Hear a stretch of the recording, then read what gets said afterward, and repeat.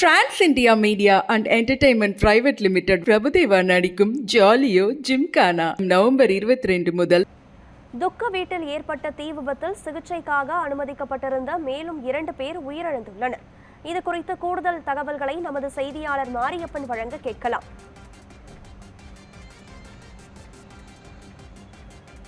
வணக்கம் மாரியப்பன், இது குறித்த முழு விவரங்களையும் பதிவு செய்யுங்கள்.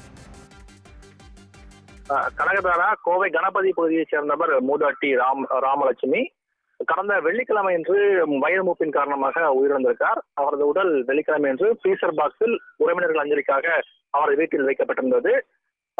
இதனால் ஃப்ரீசர் பாக்ஸுக்கு ஜெனரேட்டர் மூலமாக மின்சாரம் வழங்கப்பட்டிருந்தது. அப்போது ஓடிக்கொண்டிருந்த ஜெனரேட்டரில் பெட்ரோல் ஊற்றப்பட்ட போது திடீரென எதிர்பாராதமாக தீ விபத்து ஏற்பட்டிருக்கிறது. இதன் காரணமாக வீட்டினுள் புகை சூழ்ந்ததால் உடனடியாக வீட்டில் இருந்த பலரும் வெளியேறினார்கள். குறிப்பாக பத்மாவதி, பானுமதி, ராஜேஸ்வரன், ஸ்ரீராம் ஆகிய 4 பேர் ஃப்ரீசர் பாக்ஸ் வைக்கப்பட்டிருந்த அறையில் மாட்டிக்கொண்டனர். அவர்களை மீட்ட போது அவர்களுக்கு தீக்காயம் ஏற்பட்டிருந்தது.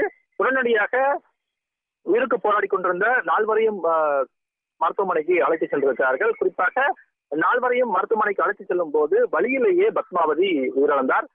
இந்த நிலையில் கோவை அரசு மருத்துவமனையில் பானுமதி, ராஜேஸ்வரன் மற்றும் ஸ்ரீராம் ஆகிய 3வரும் அனுமதிக்கப்பட்டு அவர்களுக்கு சிகிச்சையானது வழங்கப்பட்டு வந்தது. இந்த நிலையில் கோவை அரசு மருத்துவமனையில் சிகிச்சை பெற்று வந்த பானுமதி மற்றும் ராஜேஸ்வரன் ஆகிய இருவரும் தற்போது சிகிச்சை பலனின்றி உயிரிழந்திருக்கிறார்கள்.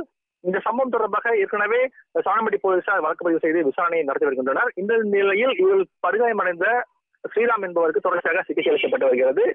துக்க வீட்டில் நடந்த இந்த சம்பவம் சோகத்தை ஏற்படுத்தியிருக்கூடிய சூழ்நிலையில் மேலும் இருவர் உயிரிழந்தது பெரும் சோகத்தை ஏற்படுத்தி இருக்கிறது. தொடர்ச்சியாக ஸ்ரீராமுக்கு சிகிச்சையானது வழங்கப்பட்டு வருகிறது. தகவல்களுக்கு நன்றி மாரியப்பன்.